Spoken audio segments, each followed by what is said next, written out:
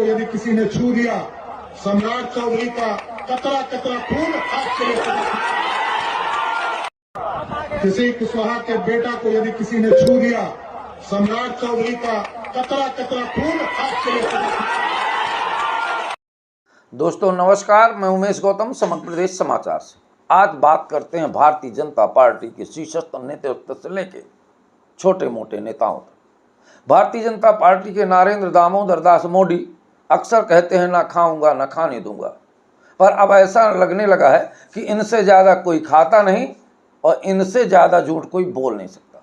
Bharatiya Janata party की बात केवल नरेंद्र मोदी की बात नहीं कर रहे हैं, पूरे भारतीय जनता पार्टी के अमले की बात कर रहे हैं। नरेंद्र मोदी का एक वीडियो है जिसमें कह रहे हैं कि बचपन में बहुत कष्ट पाया हूँ, मुझे मौका मिलेगा तो मैं सबको बदला लूँगा।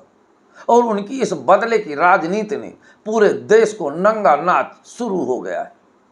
अब आपको बता दें कि मोदी के नायाब हीरे डॉक्टर मोहन यादव इस समय चर्चा में है।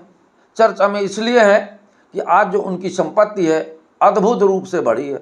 2023 से मुख्यमंत्री बनने के बाद डॉक्टर मोहन यादव के नाम और उनके परिवार, बहू, बेटे, दादी, दादा, यहाँ तक कुछ लोगों का कहना है कि कुत्ता बिल्लियों के नाम भी है, अपने नौकरों के नाम भी है, पर उनके नौकरों के नाम की जमीन का हिसाब अभी नहीं लगाया जा रहा।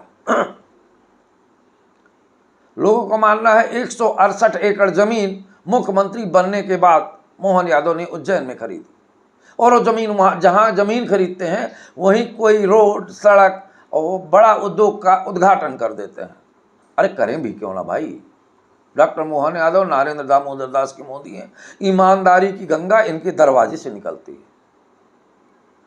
इनकी समाज का कोई व्यक्ति कितना भी बड़ा गलत काम कर दे तो उसे पदोन्नत हो जाती है। बात करते हैं इंदौर में दिलीप यादव की।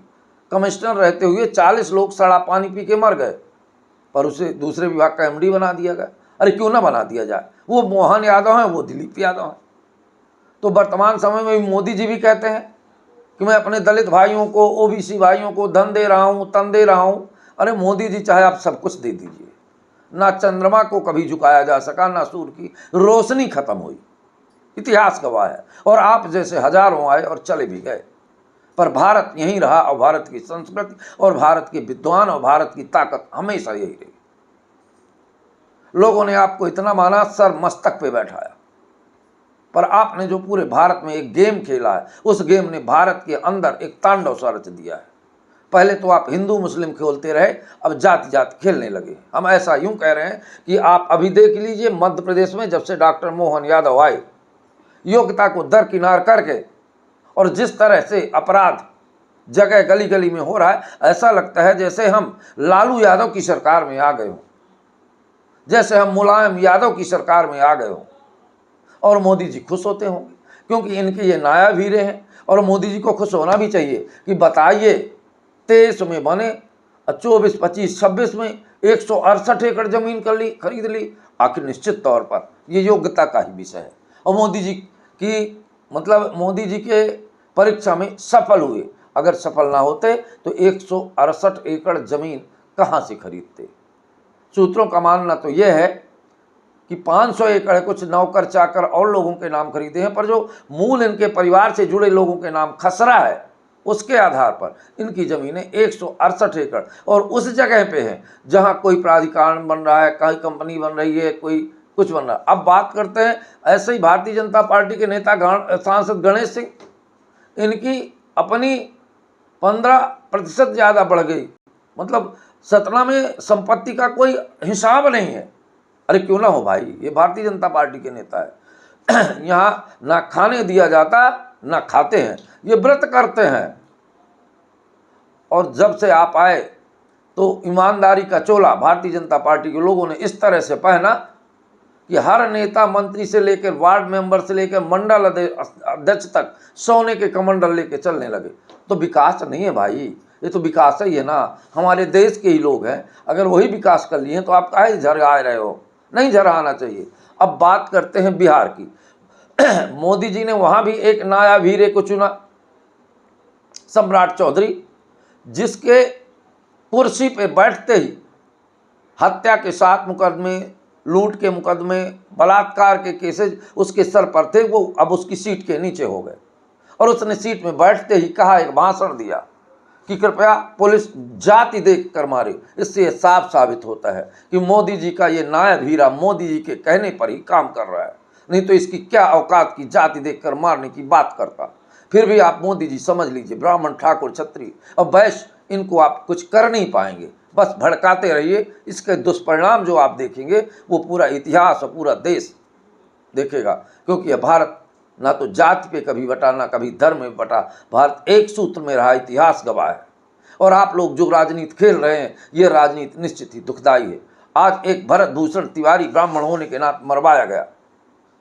आज पूरे बिहार में भरत भूषण तिवारी खड़े हैं। किस किस भरत भूषण तिवारी को मरवाएंगे सम्राट चौधरी जी? आप अगर दम है तो मरवाना चाहिए।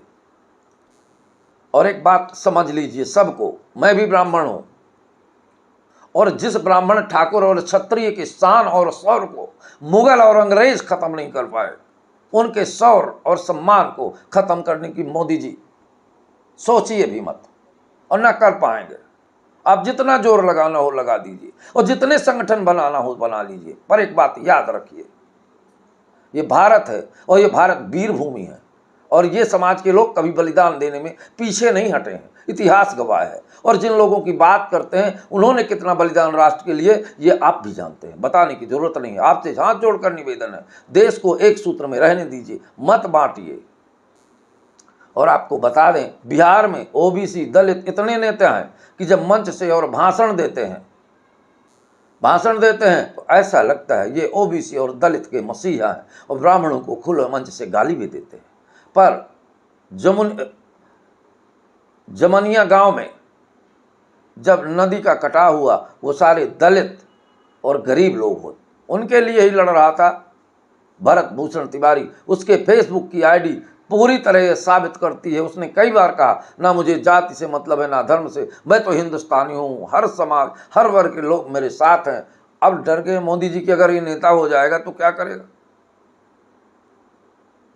और आपके पुलिस में दम नहीं थी जब तक उसके हाथ में रिवाल्वर थी, पास जाने की हिम्मत नहीं पड़ी, हिजड़े थे लोग। और जब उसने आत्मसमर्पण कर दिया, भीड़ चिल्ला रही थी कि गोली मत मारिए, और गोली मार दी गई। और आपका एक ही ट्वीट नहीं आया। इससे साफ साबित होता है कि कुछ समाज के लोग पहले अंग्रेजों की चटकारिता करते थे, और आज ऐसे ही नेताओं की चटकारिता करके जीव की लंबी करके चाट रहे हैं। राष्ट्र निर्माण और देश निर्माण की बात सच बोलने की इनमें दम ही नहीं है। कुछ लोग सोशल मीडिया में भरत भूषण तिवारी का विरोध करते हैं, कहते हैं फूलन देवी और ददुआ डाकू को भी शहीद का दर्द। उनको एक बात बता दें, पहले भी ऐसे ही चटकार लोग थे जो अंग्रेजों की चटकारता करते थे, हिजड़े किस्म के, और फिर बाद में इधर मिल जाते थे। लेकिन चंद्रशेखर आजाद, भगत सिंह, इन चटकार करने वालों के मुंह पर करारा तमाचा था। वही बात भरत भूषण तिवारी ने पूरे बिहार का, पूरे देश में एक ज्वाला पैदा कर दी है कि जाति और धर्म नहीं, हम हिंदुस्तानी हैं।